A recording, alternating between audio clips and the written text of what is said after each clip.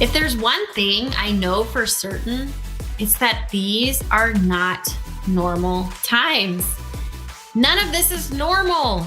Here to explain how we're influenced by retail marketers is customer experience expert and author of The Customer of the Future, Blake Morgan. I've identified there are 3 trends that have created this perfect storm where customer experience is all anybody wants to talk about. And those 3 trends are the experience economy. So now it is widely accepted that people value experiences over things, access over ownership. The second trend is a power shift from the company to the customer. And the third shift is technology. Technology isn't everything, but increasingly it plays a huge role in shaping our most beloved customer experiences.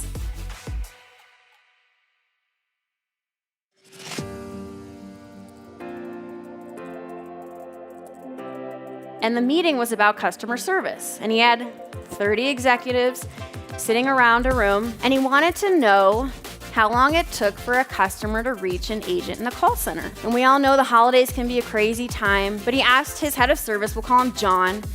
He said, "Hey, John, can you let me know how long it takes for somebody to reach a person on the call center?" And John had that look on his face when your boss asks you something, but you really don't know the answer. And John said, Jeff, well, I think it's less than a minute. So Jeff says, "Oh, really?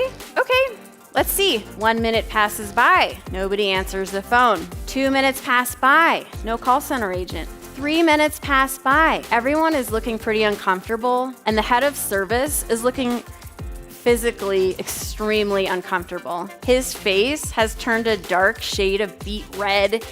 He's sweating. 4.5 minutes pass by until someone picks up the phone.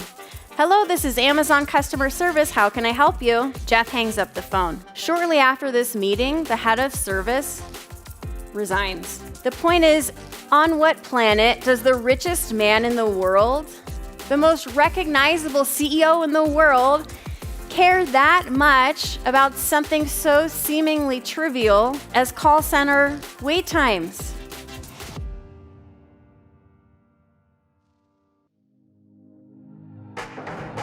Most of us were unhappy teenagers. You know, you're locked in your parents' house, you have no money, no authority. So what do? You shut yourself in your room and you listen to really good music. And that is why the music of our teen years is so nostalgic that when we walk into a store or restaurant and we hear a song that reminds us of being 16, it's very experiential, it's very nostalgic. And Spotify knows that. And so they've created these playlists based on your age, your preferences, and a few other pieces of information. They create these time capsule playlists based on your teenage years and the miserable teenage version of yourself. And every time they release these playlists, Spotify's acquisition and retention numbers go way up because they are using AI and machine learning to create these deliciously personalized customer experiences. Something that I've noticed in the industry is that people often equate customer experience with customer service, or they think that customer experience sits in your contact center, and that's just simply not so.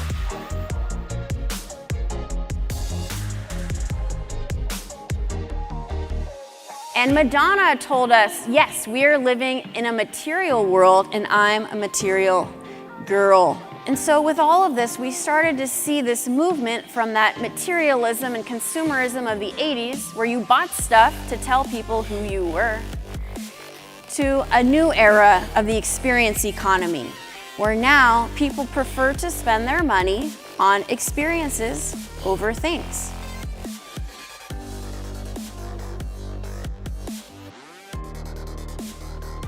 Companies, instead of seeing technology as a way to enhance the customer experience, companies have used it as a way to create space between their own brand and the customer. And so we've become technology happy, where we're forgetting what it feels like to be a customer, and we're actually torturing our customers, putting them through these experiences that we personally would not want to have. And nobody knows that better than Elon Musk. And Elon Musk, early on in the early 2000s, knew that he would have to carry the customer into the future with him, because he knew that customers wanted to drive something that would make them feel sexy. They didn't want to feel dorky driving an electric car.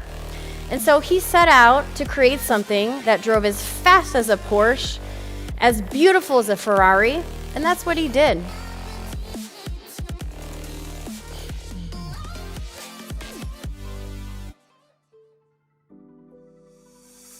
The power of data, machine learning, and AI has allowed companies like Netflix to tailor the content to find content that every individual user will love, because their research and data shows that individuals watch really eclectic stuff.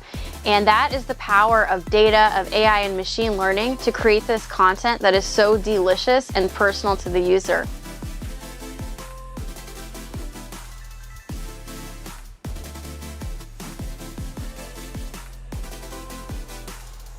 And there's nothing special about these fish other than the fact that the fish are blind.